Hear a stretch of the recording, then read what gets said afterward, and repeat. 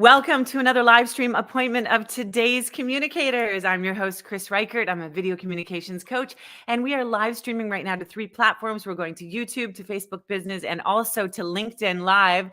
And I've got a very special guest with me in the broadcast studios today. I'm really excited to dive into the topic today. I have with me, CEO and founder of I Heart My Work, creator of Agency with Jackie Arnold, and I Heart My Team Leadership, my team impact. How could I even mess that up when my program is called Speak with Impact? Team Impact. Let me please welcome Jackie Arnold, who will explain to us today how if you do one thing right, you can create unimaginable team engagement. Jackie Arnold, how nice is it to have you in the studios today? Hello. Good morning and good afternoon, actually, for you in Italy. So fun to be here, Kris. I'm so excited to speak with you about what I'm passionate That's about. great. That's fantastic. It's Super so happy to wonderful be to here. talk about what we're passionate about, isn't it? And in fact, you're up very early because I'm over here in Central European time. I'm in Italy. I'm Canadian, but based over in beautiful Coffee. Italy, and you are in Canada. So you're 8 a.m., right? 8 a.m., bright and early. Grab a coffee before you get started for the day. That's the sort of feel. That's the vibe we have going on here. It's the Yeah, morning. It's absolutely. raining like crazy here in parts of Ontario where I live.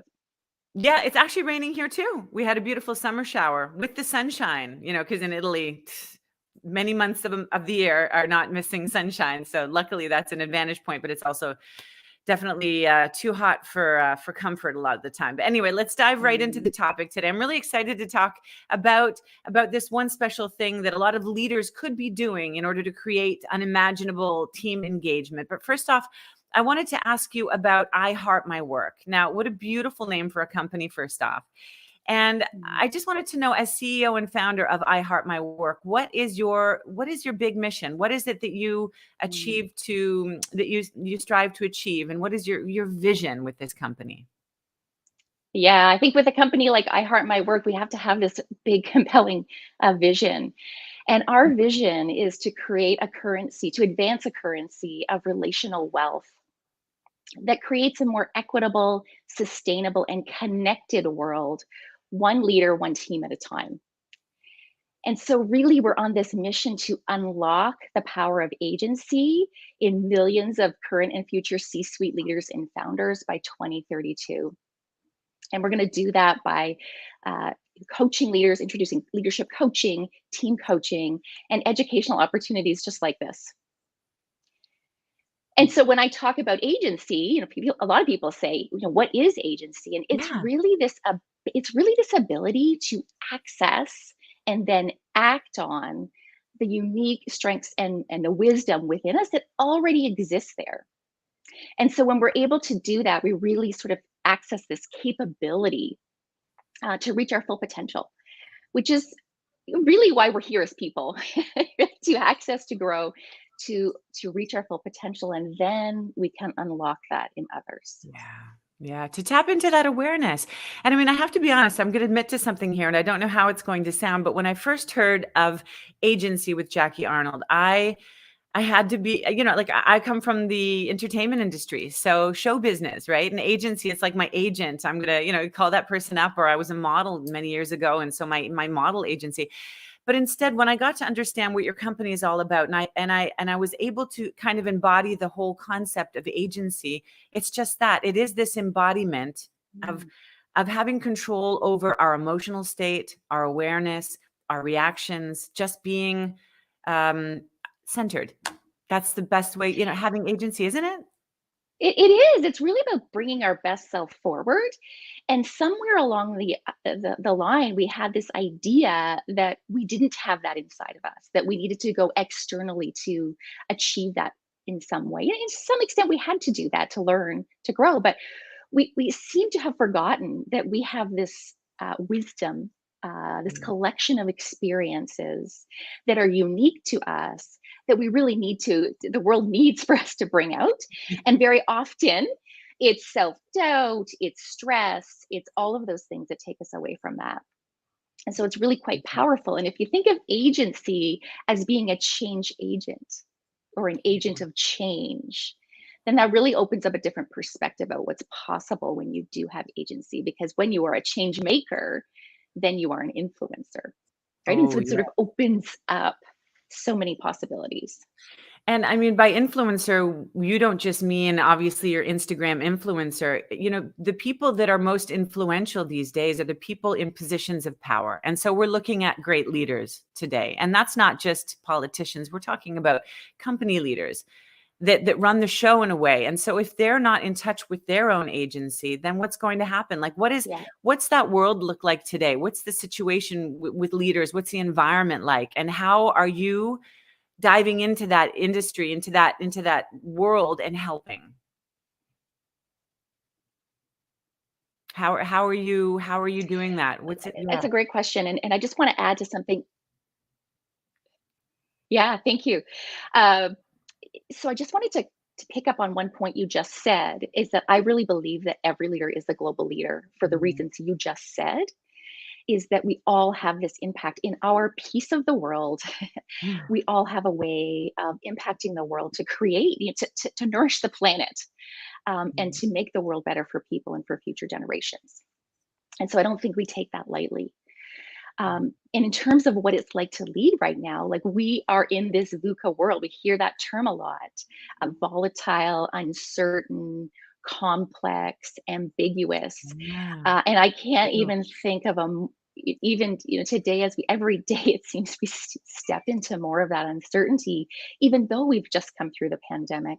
We've Right. got the economy, this unstable economy. The markets are unstable. The price of living, the price of gas, the price of food, all of those things. And so for a leader, you take that all in because you're sort of absorbing the consciousness of your people, of what's happening around you, of your own situation. And so you're trying to process, oh my gosh, where am I now after this pandemic?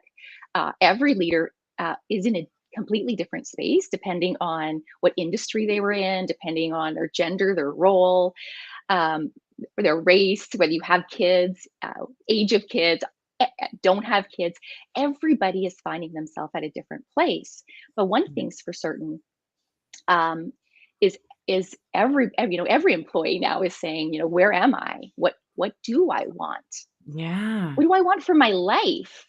Right? Yes, And it's so true. it's not just about the work. Employees, people, leaders, they're all sort of saying, what do I want for my life, and taking this holistic view. And not to Um, mention for leaders that are asking themselves, just like the employees are, what do I want from my life? What's the next step? Where's the direction I'm going to take? They also have the pressure of all of their employees looking to them for guidance. And so that can even amount, if you're not in touch with your agency, if you don't have that centeredness about you, then that's where all of the other implications, I suppose, can come barreling out, right? Absolutely. I mean, that's where we're seeing burnout, levels of Mm, unprecedented levels of stress. yeah. People feel lost, like they've lost their mojo, Yeah. but they can't put their finger on what it is. They just know they're not thriving, Yeah. and that and because it is many things like you've described, it is, how do I find myself in center and I have all these responsibilities? I mean, great leaders are also great leaders of their families and of Yeah. their communities. And, I also think great leaders, don't take this lightly. And so it's not easy. I think every leader's in a different spot. Um, and I think, this is why finding, your own centeredness, agency is sort of made up of three components. It's self command, which is kind of bringing yourself to the present. Mm, Very often, especially when we're stressed, our mind is wandering to the future and all the things on our totally. to do list and all the things we have to deliver in the future. And then we're all looking behind, right? What happened? What could I have done better? What are the lessons learned? And so we find ourselves stretched between the future and the past, and not in the present, which Right. is where we access all of the wisdom. That's where we can be discerning. That's where we can connect with people. That's where we can solve problems. So learning that ability to develop that self-command is so important. The second part is what I call imperturbability. It's a tongue Whoa. twister, especially early in the morning. Let me try it. Imperturbability? No, I didn't. Imperturbability. So like the short form of that is being perturbed, so being annoyed. Yes. Right. And so we're not very effective when we walk through the world being annoyed and being bothered and being triggered by everything that's happened. Right. We were less effective. And we all know that when we're in that state, what's happening, it's our survival brain. That's triggered.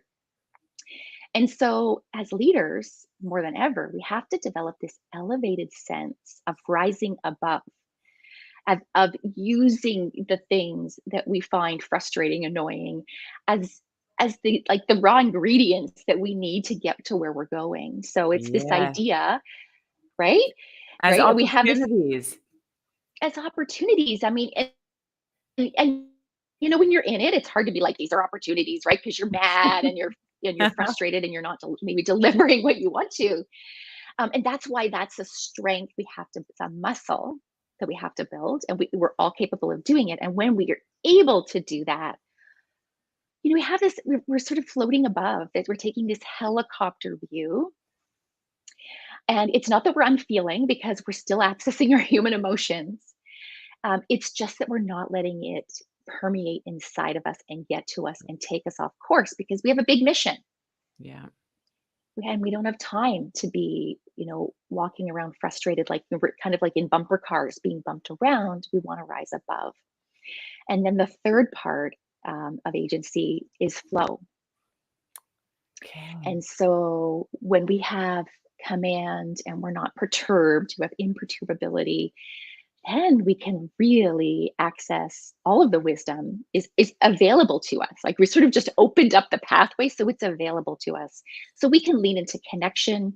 We can know when we need to slow down and go get more data and check and make sure we're on the right track. We can be more decisive. We can be more confident and courageous, and we can be more creative. And so when we're in flow with ourselves, guess what? We're We in the can be flow in state with flow business. with our business, with our Yeah. team, Yes. because we're showing up in a way that invites our team members to be that way. We have this sphere of energy that follows us around. And when we don't have agency, I say it's kind of like, do you remember Charlie Brown and that character Pigpen Yeah.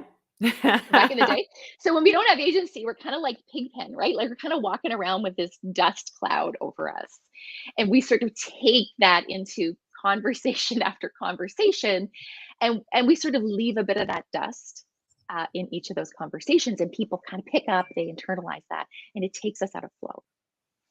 Oh, absolutely. And when you're in that state, that flow state, and there's this certain level of connectedness that you have with the people around you.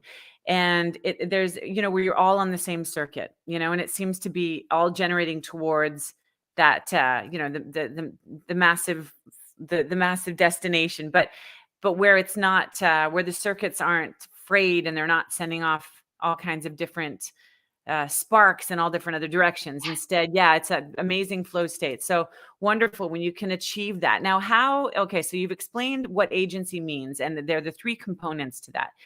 How can leaders in an easy fashion access that? Like do you have some practical steps that they can take in order to do that one thing right? And that way they can have great team engagement? Well, actually, having great team engagement is really about taking that ability, which we build over time. And I teach people how to do this in my agency with Jackie Arnold program, and I also do it in my one-on-one coaching. But what we want to do is take that, and we want to create like a metaverse in your team. Mm-hmm. And so what I mean by that is we want to create this beautiful container where we put intentionally create trust and safety with our team. We lean into connection. Yeah. And so the idea is we want to rise above and think about this container, this metaverse that we want to create that has this energy that is imperturbable. The team develops this sense of command. They know what they stand for. They know who they are. They can grow together, they can make mistakes together, but they are in this sphere of safety. And so, and that's different. So when I talk about, engagement, so first of all, engagement levels across the globe are at 20%, which means that only 20% of employees across the globe are fully engaged, giving that discretionary effort in their work, which is surprisingly, not surprisingly, but it is an extremely low number, which equates to over, like if you think from a cost perspective, and McLean and Company has done some research on this, that for every $10,000 of salary, the cost of disengagement is about $3,400. So of your Really? entire pay, yeah. So of your entire payroll, that's like 34% of your costs are attributed to employees that are disengaged. And we Which spend amounts all, to, with the ripple effect, the lack of productivity, the lack of profit, the lack of everything for a business. absolutely. And so it's a really important issue. And so when I talk about creating a metaverse, I know sometimes that creates like, well, we don't have time for that. What do you mean by that? We spend a lot of time on the external. Like we want to like dole out band-aids to fix engagement, right? We want to like have these initiatives. We want to have all this external stuff. We need somebody to come in. It's those people. It's all external to us. And everything with agency and everything with building a team with impact is all about going inside, right? It's all about investing in the energy.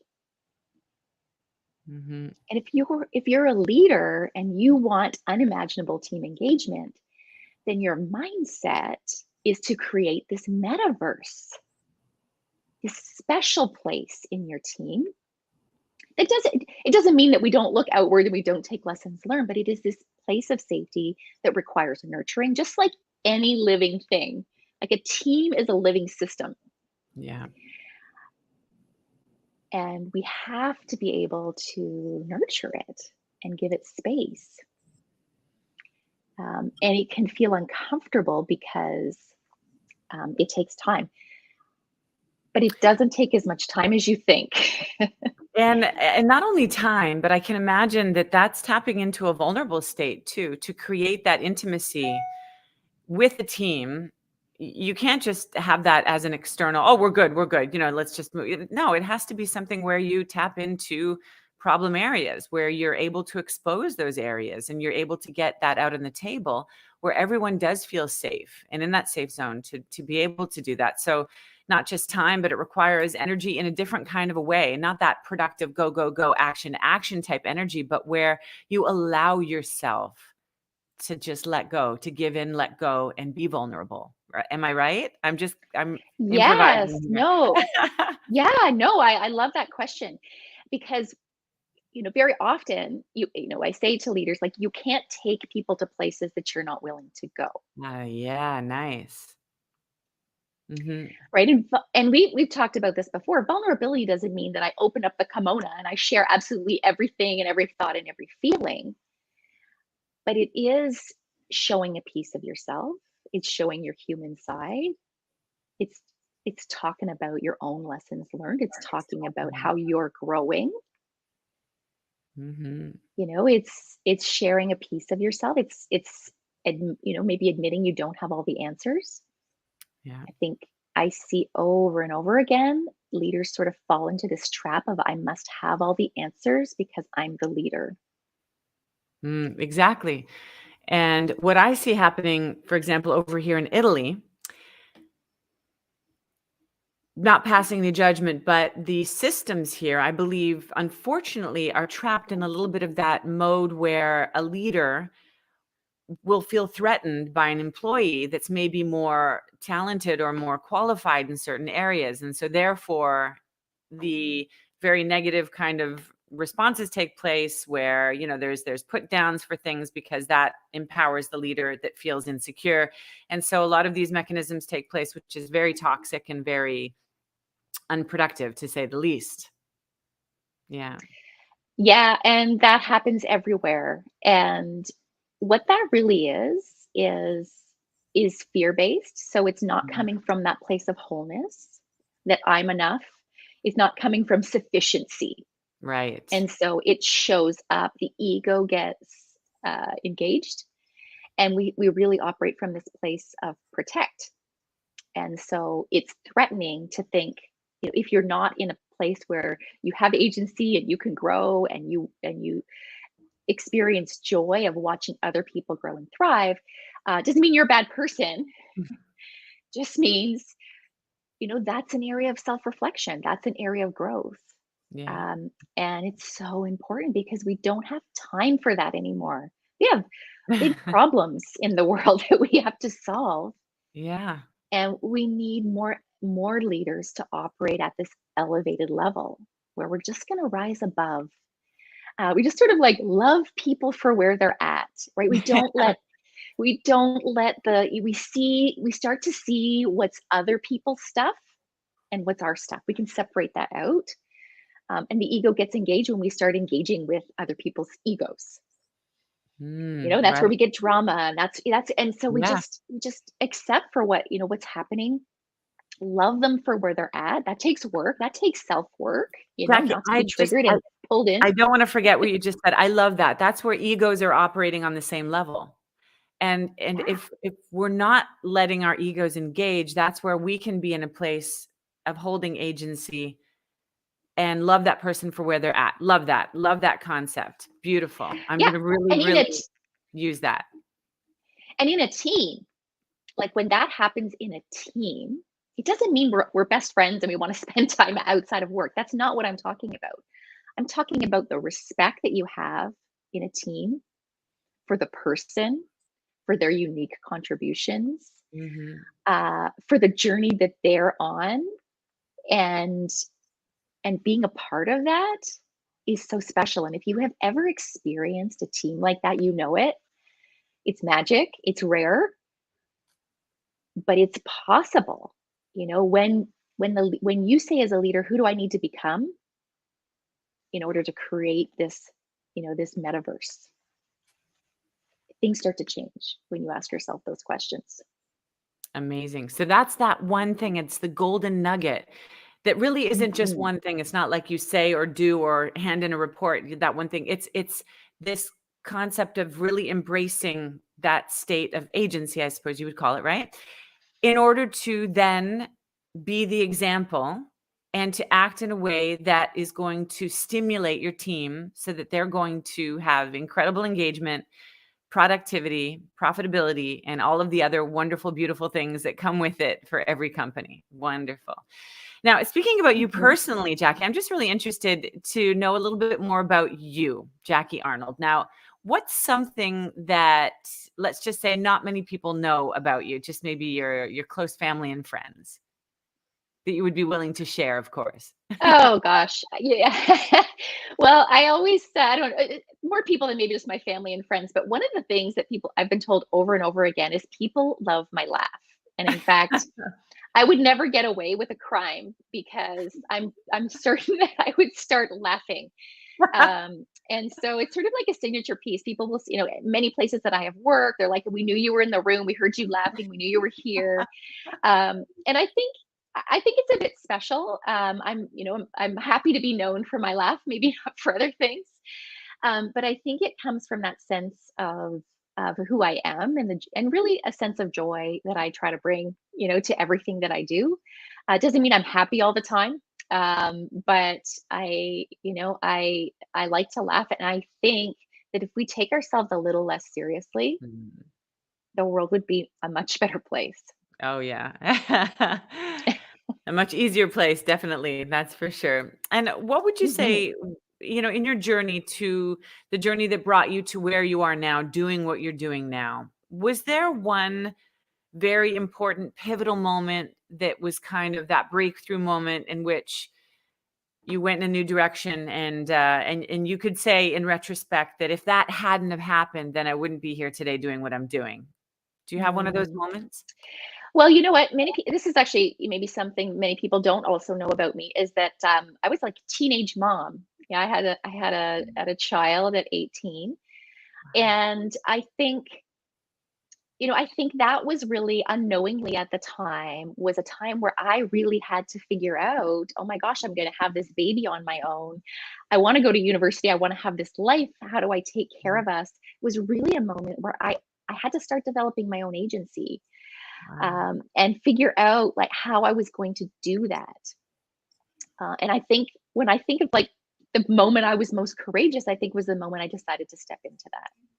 And that was probably the beginning of like building that muscle. And as I look back, I think I can see so many pieces of where I was building that muscle all along. And I think in some ways, have you ever heard the expression like you turn your pain into your purpose? And Yes. I think very much agency is about that because Mm. I sort of think of my life as maybe being a bit scrappy, from like the early years, becoming, a teenage mom and trying to find your way. It doesn't have to be scrappy though. You can come at it from a totally different angle, and I think really that's really been the theme. And as I raise my kids, the same. Mm. I mean, wow, yeah. That's great. Isn't it amazing where unless you're asked that question, sometimes we don't often go back and think about that. What was that one moment? And then you see a pattern. Then you start to recognize, well, I wouldn't have done that because had I not learned to be so independent, to really think with that kind of that critical eye and see things in this way, have that new perspective, then you wouldn't have done this and this and this and this, and that wouldn't have led you to do what you're doing right now. So yeah, amazing. Oh, Jackie, this has been a great conversation. I wanted to ask you first, is there something, I mean, you don't have to answer with yes to this, but is there something that bothers you just maybe in the world today, what you see in society? Is there something that, yeah, that you're not really Oh, what? a big Yes, fan of? yes, yes. Well, not surprisingly, I don't like bullies. I get really bothered by really closed judgmental mindsets. And I believe that's completely linked to this sort of bigger mission that I'm on, is that Mm, we have to rise above that. We have yeah. to rise above that. When we're bullies, it means we're not in control of ourselves. It means that our ego is at play. When we're judgmental, we're not being open to possibilities. And so I sort of really have this like I live this work, and I also do this for a living. And I think that's really important. That to be truly authentic, you can't just say you do these things. You actually have to do them. You have to be them, and that's what changes the world. Oh, absolutely. I'm just thinking there are these two comedians. I wished I would have prepared myself better for this. I can't remember what they're called, but maybe I'll write it afterwards for anybody who's following the recording. I'll write it in the chat underneath, and that way you can see the names of these two comedians. But they do a piece where the guy is expressing everything that's going on in his subconscious and in an emotional state that's trapped within him as he's bullying someone. So he's like, yeah, well, yeah, Oh. you're this and this because anyway, my dad beats me at home and I'm really insecure and I just want to push that. I want to take that out on you because I really don't know where I'm going in my life and I'm totally insecure. And it's like, it's funny because they show you probably what's going on in that bully's mind and in that bully's heart. And unfortunately, what they've had to deal with and what's brought them to do what they're doing there. And in a way, it's hilarious, but it teaches you to be so mindful of also people's scenarios and their upbringing and their background and what they've gone through. And it really brings out that compassion that maybe otherwise we would just take that episode at face value and say, what a horrible person. But instead, it's understanding. It's understanding to then overcome and to not feed those reactions. And if anything, I mean, that's neutralize a them. that's a that's a brilliant example, and I'd love to see that show. But that is exactly what agency is knowing what's happening internally and being able to express yourself in a way that's productive and supportive, and knowing that you've got getting a sense of like what that is, healing yourself in a way, bringing yourself to centeredness. And that's exactly what this is about. Is we don't Mm. just project what we're having, we don't just react, um, And when we know that people react from that place, we can have more compassion for them Yeah. because we know it's coming from a place of hurt. Yeah. And maybe they just don't know it. Yeah. So when you put understanding in there, it makes almost, it really does neutralize it just in the energy you give towards that level of understanding for these people, right?